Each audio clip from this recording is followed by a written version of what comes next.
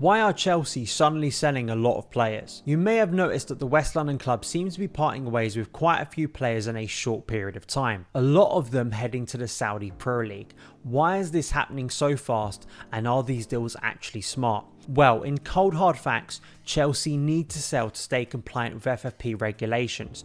June the 30th is the deadline for the club to include player sales in financial accounts for the 22-23 campaign in order to stay compliant with the rules.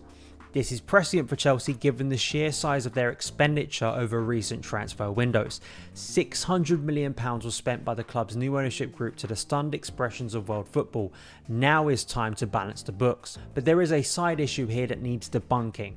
Quite a few of the players on the departure board are heading to the Saudi Pro League, leading to some wild conspiracy theories that this is all part of some plot between Chelsea's ownership and PIF, Saudi's public investment fund. As broken down by Matt Slater for The Athletic, this is a pretty far-fetched theory. Although PIF has invested with Clearlake, one of the big parts of Chelsea's current ownership group, and has also teamed up with one of Todd Boehly's businesses to put money into a hotel chain, the idea that the Saudi government is funding Chelsea takes some leap in logic. As an expert told The Athletic, people are reading way too much into the connections between PIF, Clearlake and Boehly. PIF is one of many investors in the entire portfolio of investments with Clearlake. At this level, there are many close relationships between various private equity funds, sovereign wealth funds and high net worth individuals. This theory also doesn't give much agency to the players themselves, who could reject moves to Saudi, and also doesn't account for the nuances within each player being sold.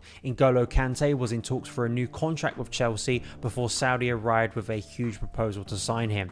Edouard Mendy was in talks with Chelsea over a new contract in 2022 before they broke down. Hakim Ziyech was very close to joining PSG on loan in January. Pierre-Emerick Aubameyang was signed mainly for Thomas Tuchel, and Kalidou Koulibaly was one of the landmark superstar additions of last summer too. In a lot of these cases, Chelsea are sensible to let these players move on, more so for FFP reasons, but also because the squad is just too big. There was always likely to be a big squad turnover this summer due to that, with players unhappy, running down their contracts or seeking new opportunities elsewhere. Kai Havertz is reportedly close to a move to Arsenal for around 65 million. Mateo Kovacic is set to sign for Man City, Ruben Loftus-Cheek has interest from Italy, and Mason Mount might join Manchester United.